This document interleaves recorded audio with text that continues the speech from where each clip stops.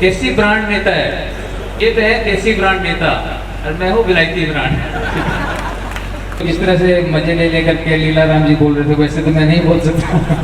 ठीक है, इतना बुजुर्गों, मेरे भाइयों, नौजवान साथियों, मेरी माताओं बहनों, हमारे शहीद मनीष मित्तल जी के माता पिता जो यहाँ पर हमारे बीच में हैं,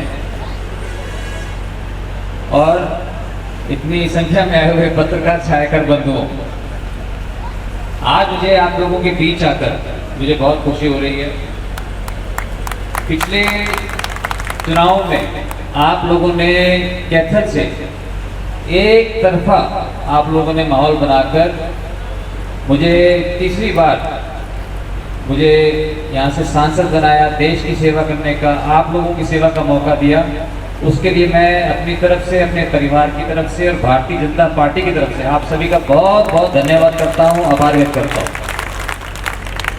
मैं सोचा तो ये था कि पता नहीं 3 लाख से जीतूंगा या 4 लाख से जीतूंगा, लेकिन बाल बचा। टक्कर तो सुनी थी हमने, कोई टक्कर होती है, लेकिन कांटे की टक्कर से पहली बार गुजरा मैं। तो ऐसी कांटे की टक्कर, लेकिन जब कांटे की टक्कर, हमें इतने फोन आए उस दिन, रवि जी फोन आए इतने, वो बोले जी हमने वोट तो नहीं दी, लेकिन हम चाहते हैं कि आप जीत जाओ। लेकिन उस चुनाव के अंदर आप लोगों की बहुत बड़ी भूमिका रही, और बहुत बड़ी भूमिका रही मेरे भाई लीलाराम अग्रवाल जी की। लीलाराम जी ने दिन रात एक करके, क्योंकि मेरा पहली बार इनसे, पहले मेरे से इतना मुझे इनसे मिलने का मौका नहीं मिला था, इन्होंने दिन रात ये बहुत ही सादगी से, सिंपल, सादगी सिंपल ये शब्द नहीं, मेरे को वो शब्द याद आते हैं जो भाई सुरेश गर्ग ने इनके बारे में कहा। एक सुरेश गर्ग इनके बारे में कहीं बोल रहे थे, बोलिए देसी ब्रांड नेता है, तो ये तो है देसी ब्रांड नेता और मैं हूँ विलायती ब्रांड।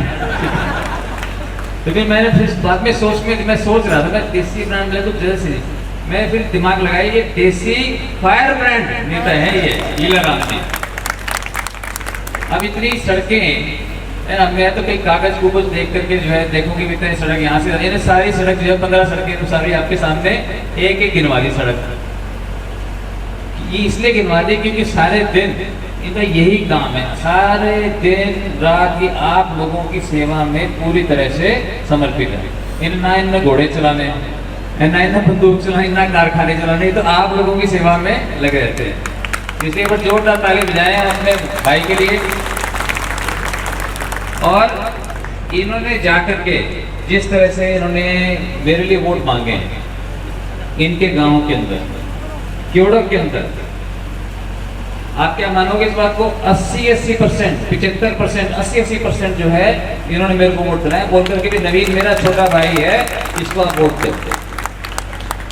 जब कोई ऐसे करे, कोई नेता, कोई भी नेता हो, और ऐसे गांव हैं, नायब सैनिक जी के गांव, हमारे माननीय मुख्यमंत्री गांव, वहां से कितने वोट मिले मेरे को, 90% जो है वहां से वोट मिले, तब जाकर के मैं बाल बचा। इसलिए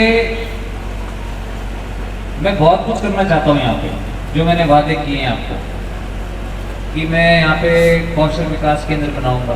भारत के सबसे अच्छे नहीं, दुनिया के सबसे अच्छे कौशल विकास केंद्र में बनाऊंगा यहाँ पे।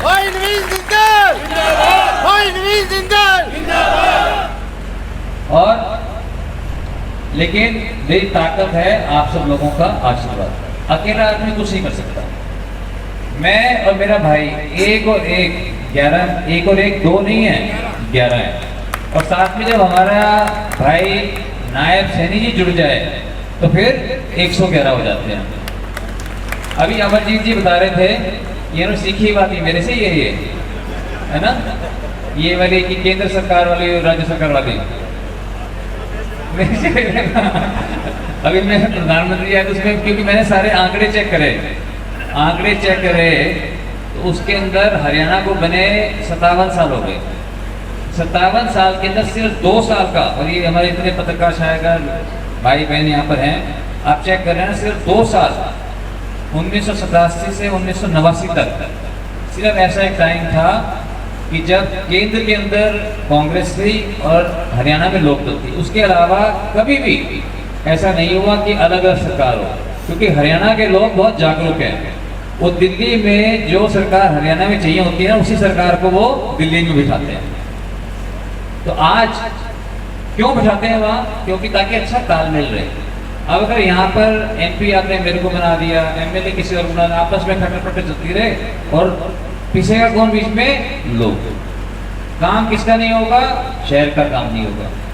इसी तरह से केंद्र सरकार और राज्य सरकार अगर एक ही पार्टी की होगी तभी विकास होता है। जब भी हरियाणा के अंदर बाकी राज्यों के मुकाबले आप देखोगे विकास ज्यादा होगा। तो मेरा आप सबसे मैं पूछना चाहता हूँ, एक कहावत है हिंदी के अंदर कि इतिहास अपने आप को दोहराता है, ठीक है? अंग्रेजी में बोलते हैं हिस्ट्री रिपीट्स इटसेल्फ। तो अगर हिस्ट्री रिपीट्स इटसेल्फ और इतिहास अपने आप को दोहराता है, तो आज जब केंद्र के अंदर सरकार है नरेंद्र मोदी जी की, नरेंद्र मोदी जी जो कि दुनिया के सबसे लोकप्रिय नेता है कि नहीं? ये बता दो भाई, ठीक है? क्या नहीं किया? हमारी सबकी मांग थी घर घर के अंदर कि भाई राम मंदिर बनना चाहिए। हाथ में बताओ, राम मंदिर चाहते थे कि नहीं? तो दिया। उनके बिना कोई और दे सकता था? नहीं दे सकता था ना। अच्छा, फिर हम जाते थे धारा 370 हटे, जाते थे ना। बोलना कितना आसान है धारा 370 हटाना, किसी ने हटाई आज तक? और कोई हटावे यार? ये भी नरेंद्र मोदी जी की इनकी हिम्मत थी, भारतीय जनता पार्टी की हिम्मत थी, धारा 370 हटा करके जम्मू कश्मीर को भारत का अभिन्न अंग बना दिया। तो जिसने ये सब किया हो और फिर हरियाणा में हरियाणा की बागडोर, हरियाणा का मुख्य सेवक पिछड़े वर्ग के किसान के बेटे, पार्टी के कर्मठ कार्यकर्ता को, एक जुझारू नेता को, नायब सैनिक को हरियाणा का मुख्य सेवक बनाया। कितनी बड़ी बात है। मैंने कम से कम 40-50 मुख्यमंत्री तो देखे होंगे, हरियाणा के भी सारे देखे हैं और मध्य प्रदेश के देखे हैं मैंने, उत्तर प्रदेश के देखे हैं मैंने, बिहार के, झारखंड के, उड़ीसा के कई मुख्यमंत्री देखे हैं। नायब सैनी जी जैसी सादगी वाला मैंने कोई मुख्यमंत्री नहीं देखा। आपने किसी देखा हो तो बता दो भाई, ये कितनी बड़ी बात है। इसलिए मैं आप सबसे मैं विनती करने के लिए आया हूँ कि मुझे पूरा विश्वास है अगर इतिहास अपने आप को दोहराता है तो सारे के सारे लक्षण, किसी पार्टी का चुनाव किसी कैंडिडेट का पहले उठ जाता है और बाद में डाउन चला जाता है। हमारा जो चुनाव जोड़ेगी जो जीतता है, जो रेस जीतता है, वो धीरे शुरू करता है, लास्ट में ठीक टाइम पे आकर वो पीक करता है। तो हम उस रेस के, लंबी रेस के दौड़ के घोड़े हैं भारतीय जनता पार्टी। इसलिए मुझे पूरा विश्वास है कि यहाँ पर अच्छी जीत होगी और उस जीत के अंदर तभी हम यहाँ पर सारे के सारे काम करा सकेंगे। तो मैं आपसे पूछना चाहता हूँ कि जितना प्यार मैं आप लोगों को करता हूँ, सबको छोड़ के आप लोगों के बीच में आकर के मेरे को कुछ करना है, मुझे अपने सपनों का भारत बनाना है, आप सब मेरे को प्यार करते हो? अगर हाथ खड़े करके बताओ। बहुत बहुत धन्यवाद। मेरे जो है ना रोंगटे कहूँगा या तो मेरी आज गाड़ी नहीं बनाई, हल्की गाड़ी सारी खड़ी रहती है, रोंगटे खड़े रहते हैं मेरे। जब आप मुझे इतना प्यार करते हो, आप चाहते हो कि आपका भाई मजबूत हो, चाहते हो आपका भाई मजबूत हो, तो मैं कैसे मजबूत होऊंगा? जब मेरा बड़ा भाई लीलाराम अग्रवाल जी जब ये मजबूत होंगे तभी होगा ना मैं मजबूत। इसलिए मेरी आप सबसे आज जुड़ के विनती है कि जिस भाई ने दिन रात एक करके ये सुनिश्चित किया हो कि मुझे कैथल से पूरे हल्के से सबसे अधिक लीड आए, जिसके कारण मैं जीता,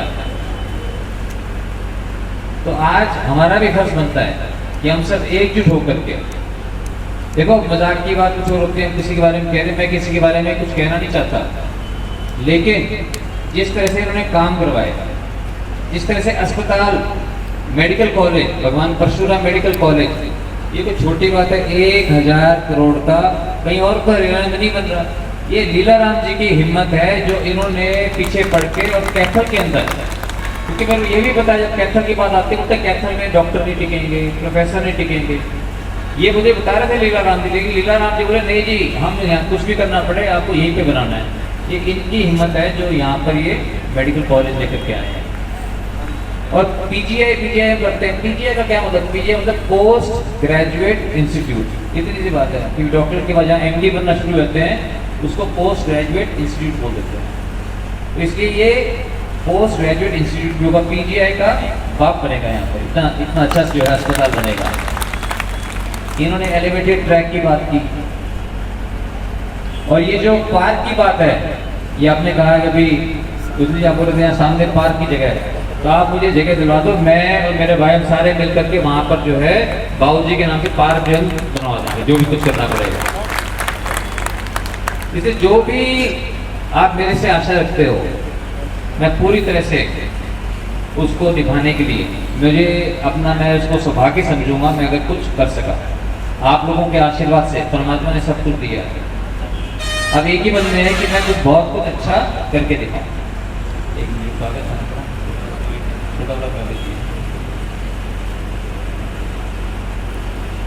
और लीला राम जी की तो देसी फायर ब्रांड है ना, उनको कागज की जरूरत नहीं होती।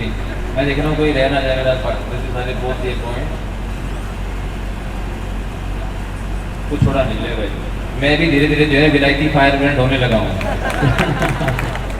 इसलिए आप सब इतनी देर से यहाँ बैठे हो, लेकिन मैं भी जब सुन रहा था, देखो जिस तरह से मजे ले लेकर के लीला राम जी बोल रहे थे वैसे तो मैं नहीं बोल सकता। ठीक है, इतना तो जो है, लेकिन हो सकता धीरे धीरे के साथ रह के मुझे भी आप लोगों को उतनी हंसाने की जो है कला मेरे को आए, जितनी ये मेहनत कर सकते हैं आप लोगों के लिए, वो भी जो है मुझे बहुत कुछ इनसे सीखना है।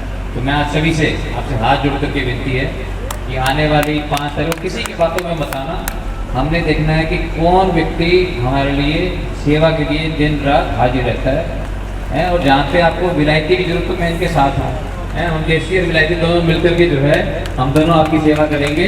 आप सब यहाँ पर आए, आप सभी का बहुत बहुत धन्यवाद। और बार जोर से नारा देंगे जय का, एक ही बार लगाऊंगा, जोर से बोलना, भारत माता की धन्यवाद, जय हिंद।